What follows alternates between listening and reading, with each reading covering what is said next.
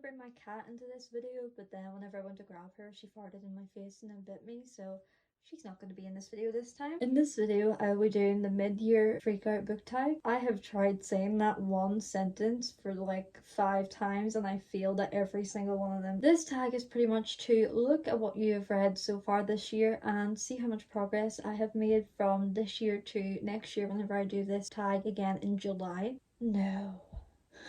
So far in 2022, I have read 55 books, which according to Goodreads is 17,260 pages. And I'm proud of how much progress and how many books I've read this year, as my goal on Goodreads was to read 85 books in 2022. I am now at 55 books, which is 65% reaching my goal. So I am 8 books ahead of schedule, and I should get to my goal if I don't go on a reading slump by the end of the year. A fun fact about filming this video, I accidentally realized while editing last night that I was reading the data from last year's Goodreads profile and not this year, so I am having to refilm this part, hence the outfit change. It is the next day. Now I'm actually going to do this properly using this year's data and not last year. This year the shortest book I read was Fangs, which is a short graphic novel which was only 100 pages. Honestly, I love that book and it was a reread. I think I've read it about 4 times now. Really like it. And my longest was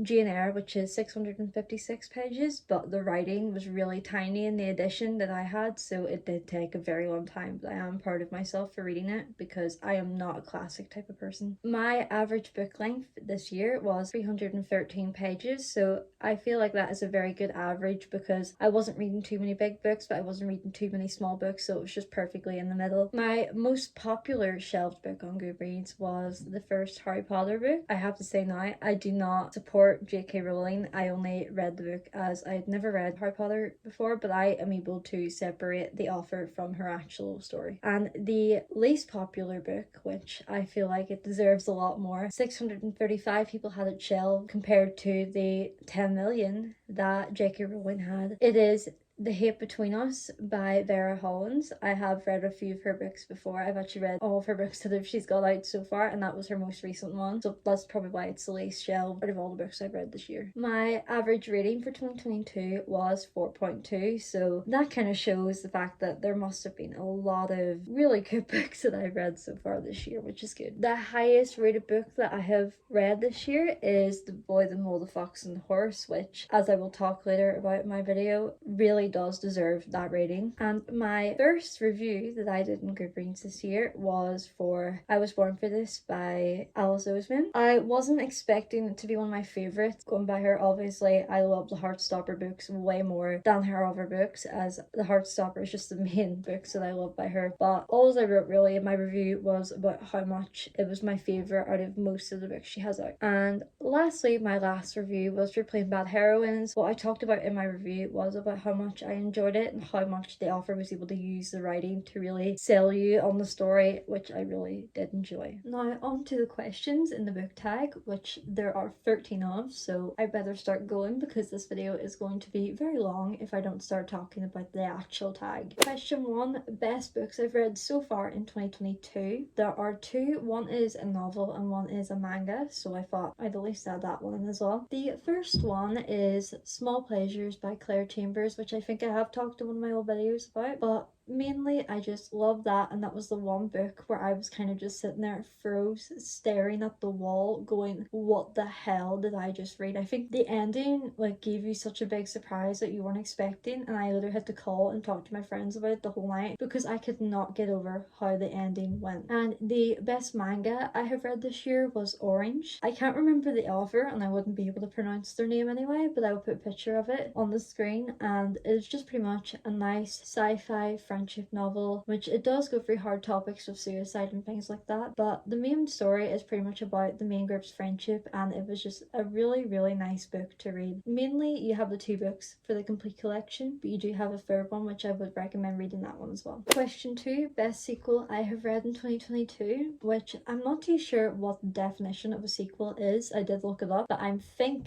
the one I have picked is a sequel, which is The Ballad of Songbirds and Snakes by Suzanne Collins. I wouldn't say it's a sequel because it's not like a direct book after The Hunger Games, but it still is to do with The Hunger Games, and she's wrote it like after the main trilogy. So I'm going to go with that, as I really did enjoy that book. I know there was a lot of mixed reviews about it. A lot of people didn't like it, a lot of people loved it, but I am one of the people who actually really enjoyed it, and I am hoping that a film comes out for it, which I have heard rumors about, but it hasn't been totally confirmed yet, so I'm hoping that that happens. Question 3 is a new release that I haven't read yet. I wouldn't say this one's new, as it's been out for a while now, but it is The Last Gratitude by Naomi Novik. I read the first one, really enjoyed it. Then I knew the second one was out, but I didn't actually go and buy it. I did buy it a couple of weeks ago, so I do have it. Haven't got around to it yet though, but the third does come out this September, so this technically counts for the question. I'm not entirely sure, but that is a trilogy that I do need to finish when it comes out. The second book in the trilogy came out last September, the 28th, and the third book is meant to come out this September, so technically it'll count for this question, but that is the book that I really do need to read now that it has been released. For question 4, it is the most anticipated release for the second half of the year, so that would count, which I am going to count for The Golden Enclaves by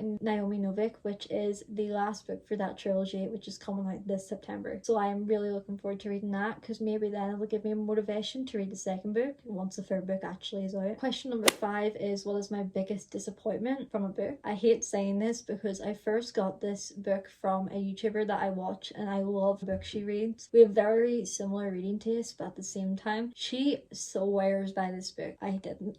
I read it, I was able to get through it, but I think I built myself up so much for the book that I expected so much, and I didn't get that. At the same time, I'm more of a fiction type of reader, but this book is non-fiction, where it speaks to you about facts and what the attached theories are. I'm not gonna lie, the book has came in handy, seeing just the different attachment styles with relationships, as well as I'm doing childcare, and it has helped a lot with that as well. But I have to say that it has to be one of the biggest disappointments reading wise that I have experienced this year. Question number 6 is the biggest surprise that I've had in the book, which is actually one of the favourites I mentioned in the question number 1, is Small Pleasures by Claire Chambers. I went into it thinking, I bought it years ago, I'm gonna hate it, it seems really boring now that I've got to it, and I read it and I couldn't put it down. So don't judge a book by just the fact that you bought it ages ago, because that is not how it goes. And another book that I'm going to say about this is The Bone Houses by Emily Lloyd Jones, as I went into it as well thinking, I bought this a while ago, I'm not gonna enjoy it, and I really did enjoy it. So even if you've bought a book a while ago, at least still give it a try, because there is a reason you picked it up in the first place. Question number 7 is my new favourite author. I didn't want to pick somebody who I've only read one book of and I'm not planning to again, because I can't really say that that's my favourite author. It's more of my favourite book by that author. But my favourite author that I've recently started reading is Colleen Hoover. I know a lot of people read her books and she's like sworn by online. I have only read one book of hers this year, but I am planning on reading more. I think I might actually have 3 of her books in my shelf in my room. So I have to say she is my new favourite author, as I have read her books and I am looking forward to reading more. Question number 8 is newest fictional crush, which would be Joshua Templeman from The Hating Game. I also put The Hating Game on pause for a while until I saw one of my cousins reading it, and I was like, you know what, I'm gonna get it, I'm gonna read it, and I really enjoyed it. So my most recent fictional crush that I can think of would be Joshua Templeman. Number 9 is newest favourite character, which would have to be Avalon Manning from Pretty Little Savage. I just find that she's very empowering, she's very strong, she's been through a lot of stuff and she has managed to get through it, and I just love it about a character who they have started off feeling so much, but she was so strong, being able to go through all of the challenges that she went through, and that is what I really like about her character. Number 10 is a book that made me cry. I'm gonna be honest, not many books actually make me cry, but the most recent one had to be It Ends With Us by Colleen Hoover. If you've read Colleen Hoover, It Ends With Us, everyone knows that one line in the book where she asks her boyfriend what he would do if his daughter came to him and said that she was being abused, and I feel like anyone who really connected with this book had to have cried during that one scene. There are other emotional parts, but that one part just got me and I started crying immediately. Number 11 is a book that made me happy, which would have to be also mentioned in one of the first questions, is Orange by Ichigo Tanaho. Obviously I haven't said that right, but you know, there was so much of a connection between the characters in the series Orange that you felt so inspired, and it was just a lovely book that I didn't really want to put down and I adored. I was also reading it while family were over visiting, so it was just the best experience to read it when family were coming to visit. It was good weather. It was an amazing experience with the book and reading it when I did read it. Question number 12, which means we are nearly done, is the most beautiful book that I have been given or bought this year, which have to be, like, there's no question about it, The Boy, the Mole, the Fox and the Horse by Charlie Mackesy. It can be for children, an adult, or anyone. It can be for all age range, which I really do like. As well as I did see a quote in the nursery I have been doing my work placement in, so I thought that was just a sign that I had to read it, and I did. And the pictures and the quotes in it are just amazing, and it is the most beautiful, heartwarming book that I have ever read in a long time. So even if you want to buy it for your children or for yourself, either of you will enjoy it, and I really do recommend buying that book because I don't think I can live without it now at this point. And the last question, which is question 13, is what books would I like to have read by the end of this year? One of the